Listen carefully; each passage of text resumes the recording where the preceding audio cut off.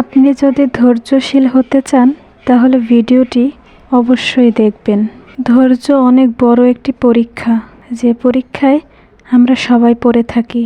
অনেক পরীক্ষায় পাশ করতে পারলেও মানুষ ধৈর্যের পরীক্ষায় হেরে যায়। ধৈর্য কি?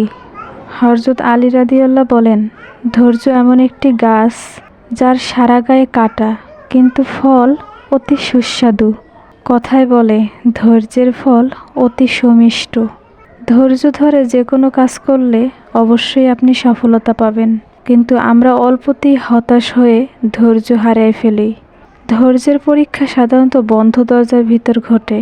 সবাই এতে উত্তীর্ণ হতে পারে না। ধৈর্য না থাকলে দীর্ঘমেয়াদী কোনো কাজ করা যায় না। জীবনে সফল কিছু করতে গেলে, ভালো কিছু করতে গেলে, নিজেকে প্রতিষ্ঠিত করতে চাইলে অবশ্যই আপনাকে ধৈর্যশীল হতে হবে। কিভাবে ধৈর্য বৃদ্ধি করা সম্ভব?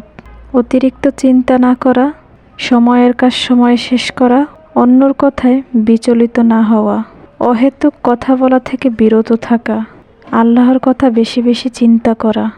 ধৈর্য শক্তি বাড়ানোর 7টি উপায়। নাম্বার 1, ডায়েরি লেখার অভ্যাস করা। ডায়েরি লেখার অভ্যাস ধৈর্য শক্তি বৃদ্ধি করে। বিশেষ বিশেষ দিনের ঘটনা যা আপনাকে খুব ভাবাচ্ছে, সেগুলো ডায়েরিতে লিখে রাখতে পারেন। যে কোনো কিছু লেখালেখির কাজ করা খুব ধৈর্যের প্রয়োজন, তাই নিয়মিত ডায়েরি লেখার অভ্যাস করুন। নাম্বার 2, ধ্যান করুন। ধ্যান ধৈর্য শক্তি বাড়ানোর অন্যান্য কার্যকরী উপায়। যে কোনো মানসিক চাপ থেকে মুক্তি লাভের উপায়। একাগ্রতার সাথে আল্লাহর ধ্যান আপনার ধৈর্য আরও বাড়িয়ে দিবে। 3, আত্মবিশ্বাসী হয়ে উঠুন। আত্মবিশ্বাস শুধু ধৈর্য বাড়ায় তা নয়, জীবনের সফলতা অর্জনের সাহায্য করে। তাই নিজের প্রতি আত্মবিশ্বাসী হয়ে উঠুন। আত্মবিশ্বাসী আপনার সফলতার চাবিকাঠি। 4, বই পড়া ধৈর্য শক্তি বাড়ানোর অন্যতম উপায়। বই পড়া মানসিক চাপ কমায়, তাই প্রতিদিন বই পড়া শুরু করুন এবং বইকে ভালো বন্ধু মনে করুন। বই পড়া মনকে ধীর স্থির করে তোলে। নাম্বার 5, নিজেকে সময় দিন। নিজেকে সময় দেওয়া খুব জরুরি। দৈনন্দিন কাজের ফাঁকে আমরা নিজেকে ভুলে যাই আমাদের বিশ্রামের প্রয়োজন। কিন্তু শরীর মন রাখতে বলে অবশ্যই নিজেকে সময় দিতে হবে। শরীর মন ভালো থাকলে আপনি ধৈর্য ধারণে সক্ষম হবেন। নাম্বার 6, নিজেকে কখনো অন্যের সাথে তুলনা করবেন না। 7, বাস্তববাদী হয়ে উঠুন। আমরা সবাই জানি বাস্তবতা বড় কঠিন, তাই নিজের সাথে ঘটে যাওয়া কোনো ঘটনা নিয়ে মন খারাপ করবেন না। ভবিষ্যতে যা হওয়ার তাই হবে, এটা পাল্টাবার ক্ষমতা কারণ নেই। এ নিয়ে অতি আনন্দ অথবা হা হুতাশ করে লাভ নেই, তবে চেষ্টা করে যেতে হবে। জীবনের কঠিন সময় কিভাবে ধৈর্য ধরবেন? যখন সব কিছু নিজের বিরুদ্ধে চলে যায়, নিজের প্রতি আত্মবিশ্বাস রাখতে হবে। সময়টা আমার বিরুদ্ধে, তবে আমি চাইলেই পারবো, এবং সব কিছু সরল মনে করে নিজের পক্ষে আনতে হবে। সবসময় আল্লাহর সাহায্য প্রার্থনা করতে হবে। হে আল্লাহ, তুমি আমাকে আরও ধৈর্যশীল করে দাও, যেন আমি সব পরিস্থিতি সহ্য করতে পারি।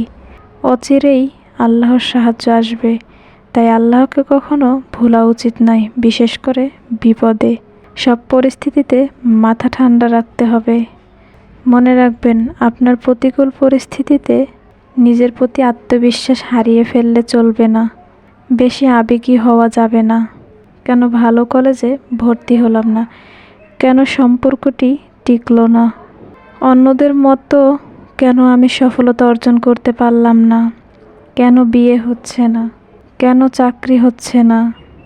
আমাদের সকলের জীবনে এমন একটি সময় আসে যখন আমরা কোনো না কোনোভাবে এই ভাবনাগুলোর সম্মুখীন হয়ে থাকি। জীবনে উঁচু নিচু পথ পাড়ি দিতে গিয়ে ধৈর্য হারিয়ে ফেলি। পৃথিবীর প্রত্যেক সফল ব্যক্তির জীবনের শুরুটা ব্যর্থতা দিয়ে। জীবনের ব্যর্থতা না আসলে সফলতার মর্ম বুঝবেন কিভাবে? মূলত একটা কাজ ধৈর্য সহ করলেই তাতে সফলতা মিলবে। কিছু কৌশল নিয়মিত পালন করলেই সহজেই আপনার মনকে ধৈর্যের সাথে নিয়ন্ত্রণ করতে পারবেন। 5 ওয়াক্ত সালাত আদায় করুন। আল্লাহর ওপর ভরসা রাখতে হবে যে আল্লাহ চাইলে সব সম্ভব। বেশি বেশি দরুদ, জিকির, ইস্তেগফার পড়তে হবে। নিজের প্রতি আত্মবিশ্বাসী হতে হবে। নির্দিষ্ট কাজে ফোকাস দিতে হবে যে এই কাজটা আমাকে করতেই হবে। গীবত পরনিন্দা থেকে বেঁচে থাকতে হবে। টিভি সিরিয়াল অশ্লীল ছবি দেখা থেকে বিরত থাকুন। প্রয়োজনীয় ইসলামী ভিডিও দেখুন। ধৈর্যের গুরুত্ব সম্পর্কে মহান আল্লাহ তাআলা পবিত্র কোরআনে বলেছেন, মহাকালের শপথ, মানুষ অবশ্যই ক্ষতিগ্রস্ত, কিন্তু তারা নয় যারা ঈমান আনে ও সৎকর্ম করে, পরস্পরকে সত্যের উপদেশ দেয় ও ধৈর্যের উপদেশ দেয়।